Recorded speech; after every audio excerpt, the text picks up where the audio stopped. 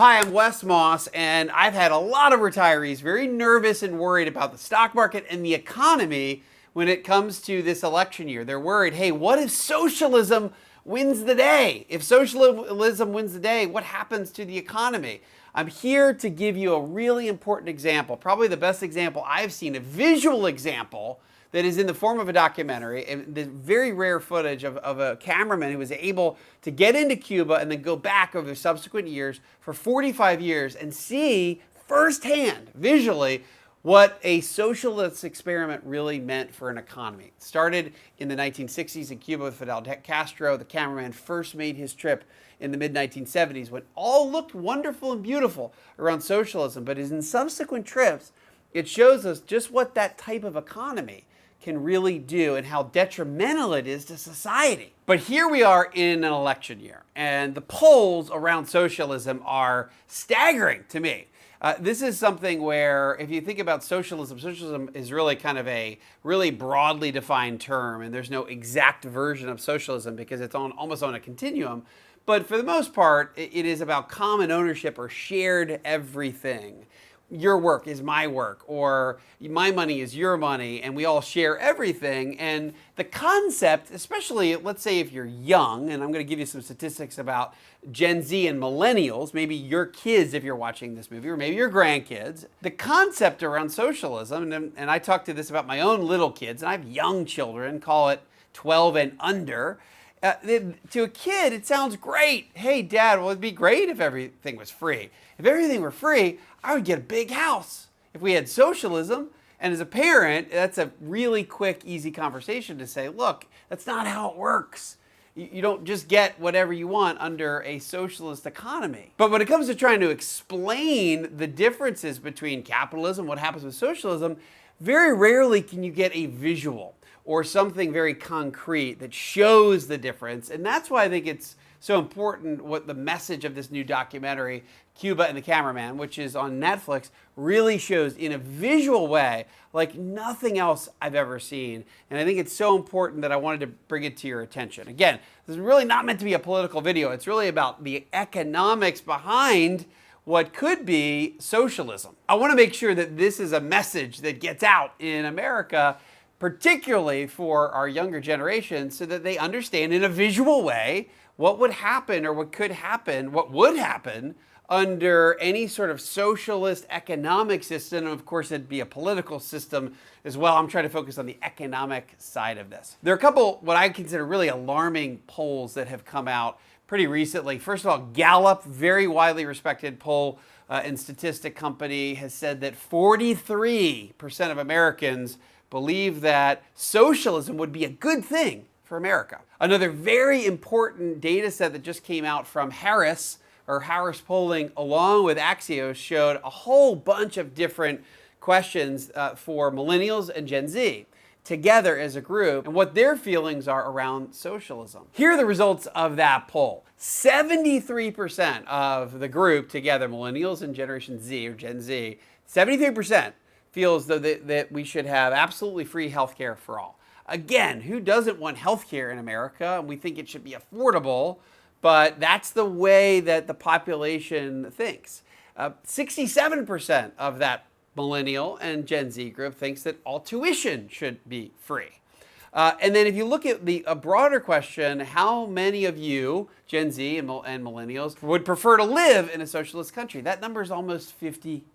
50% of these two generations together think it'd be better to live in a socialist country. And I'm just wondering how much they understand what that really would mean, because I think if you're young and you haven't necessarily been in the workforce for a long time, the concept of having everything free or paid for in healthcare and education, it sounds like a good idea. It's not until you understand the mechanics of how the system works over time that it becomes an absolute failure and a terrible thing for the economy. After reading this Harris poll for Axios, here's my own statistic, and that's 100% of millennials and Gen Z should watch this wonderfully done documentary about Cuba called Cuba and the Cameraman. I'm going to tell you a little bit about it. So let's talk a little bit about what's happened in Cuba. And again, hopefully you'll even pass this video along, particularly to that generation we're talking about, Gen Z and millennials, or to your friends that have kids or grandkids that are in that demographic. If you remember the movie Boyhood with Ethan Hawke, it was one of the first films ever to be filmed over a 12-year period, so that early in the movie, the actor is actually really young. And by the end of the movie, the actor is now went from, let's call it age 10, all the way to 21, 22 years old. So you get this whole window of someone actually growing up. Cuba and the Cameraman is something similar, where this journalist, or cameraman at the time, Jon Alpert, he lives in New York City, and he travels to Cuba, and he gets a snapshot of what life is like. And by the way, he interviews Fidel Castro in the mid-1970s, and then he goes back in the 1980s, in the 1990s, and he makes these subsequent trips and gets real live footage about how the economic and political system is progressing in this socialist country. Just a quick refresher on what happened in Cuba. Fidel Castro had effectively had a coup with the current government in the mid-1960s and took over. It was called the Revolution with Fidel Castro, and effectively created a socialist state. In the early going of socialism, it was a concept that the people loved because it was free, all free healthcare, all free tuition. They were building free housing for the citizens and the people of Cuba. Well, at the same time, if you think about this, in the late 60s and the early 1970s, places like New York City were actually a political and economic mess. New York City was nothing like it is today. Jon Alpert, who's the cameraman, or the one that went back and forth to America from New York City to Cuba, was looking at what was happening in New York City at the time. Teachers on strike, taxi cabs striking. There's a video of the cameraman in New York City right before he went to Cuba, talking to someone living in New York City in lower income housing that literally lived around what looked like a landfill full of trash and rodents and flies and stench. Well, he went to Cuba in the early to mid-1970s, and this is when the socialist communist revolution was kind of really getting going, and everything looked great. People were working, building government housing so that people could live for free. Schools and the children were optimistic about what they were going to be when they grew up. I want to be a nurse, a doctor, an architect, a veterinarian. Healthcare was free and looked great. What did you have to pay for this MRI scan? He asked one of the participants in the movie. All I have to do is say thank you. So if you can think about, go back into the 1970s, things are rough in New York City, but they looked really good in the beginning of socialism because everything was getting paid for. The stores were full of food. Lots of rice and bread and sweets coming in from, by the way, the Soviet Union at the time. So all looked magical. And one of the lines I remember in the movie is, hey, things were looking pretty good in Cuba in the 1970s. Almost imagine if someone was given a nice brand new house. Here's a nice $200,000 ranch home and everything's brand new. And it looks pretty good when you first move in.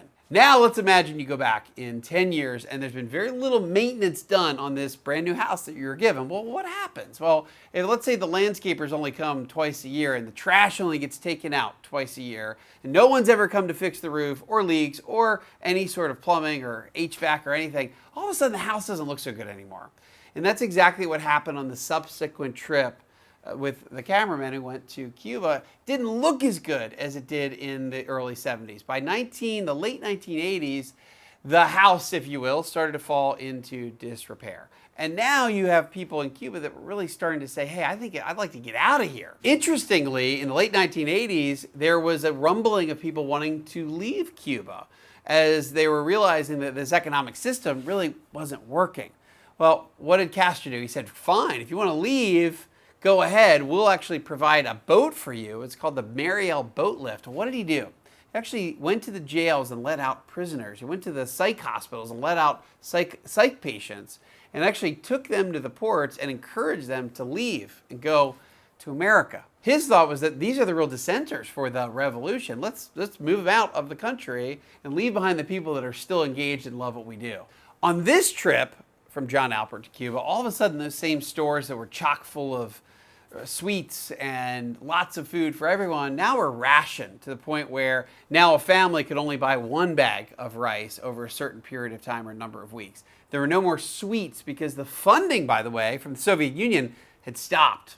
So not only were there no more groceries and sweets and breads coming in from the Soviet Union, well, their gas supply was also shut off as well. And now there's gas lines in Cuba. he interviews someone that's sitting in a gas line, and he seems okay with it. And he says, well, if we run out of gas, I'll just take the bus. Well, what if the bus runs out of gas? Well, I'll just take the bicycle. And I think it's a really good example that shows that over time, this aspirational workforce, I want to be a doctor, a lawyer, a veterinarian, an architect, started to kind of just wane because socialism and really communism starts to lend itself to kind of dampen down ambition. If the government's going to provide everything for me, then if I'm going to make the same amount of money going to school for 10 years as I would going to school for no years, then all of a sudden the economic system starts to get damaged. There's another scene that talks about healthcare, shows what it looks like in a Cuban hospital in the late 1980s and then into the mid-1990s and then even into the 2000s. And it looks as though, and we've all seen pictures of cars in Cuba still look like the 1970s. Well, so do the hospitals, and so does a lot of the medicine in the country of Cuba. And it starts to really show you visually just how backwards or lost in time this country is. Bottom line, experiment failed. And I don't know of a better way to show that the economic system that is socialism and communism, how in conjunction we end up with an economic system that really doesn't take good care of anybody. Sure, free healthcare is great, but what if the healthcare is terrible? And sure, it's great to have free education, but what if the teachers don't care anymore and there's no ambition with the kids? And sure, it's great if you had free housing, but what if the houses don't even have electricity or water or plumbing? So what looked like a good idea early on ended up becoming a complete economic failure. And I think in a time in America where socialism is gaining a lot of steam and it's gaining a lot of traction politically, I think of it as, wait a minute, this is really an economic issue, and we've got to be really careful in America not to let this happen to us. Another one of my issues with this socialism and capitalism that we see as this great example coming from Cuba is it really suppresses the entrepreneurial spirit of the people that live there. And it's another thing that really comes out in this documentary is that you have this great ambition in the early years that is then stifled for so many years.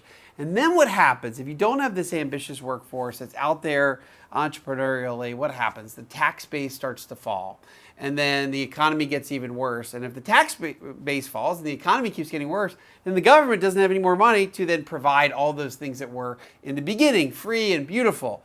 They end up not having enough to fund really anything of significance. This is one of the most important documentaries I've seen in a decade, and it's not getting taught in history class, and it's something that I encourage you to share with your friends and your family. I also encourage you to comment below. Let me know if you've seen the movie. Let me know if you think the movie is a wonderful idea, or that you think I'm crazy and this doesn't make any sense whatsoever, and that you think that I'm totally off my rocker. Well, hopefully that is not the case. Again, the best path to prosperity is obviously free market capitalism, and it's something we need to preserve here in America. I hope you found this video helpful. There are lots of other videos on this page that'll help you be a happy retiree. Just hit subscribe right below this video. You can find us or follow us at Wes Moss Money Matters on Facebook or Instagram, Wes Moss Money Matters, and Twitter at WesMoss365. Thank you so much.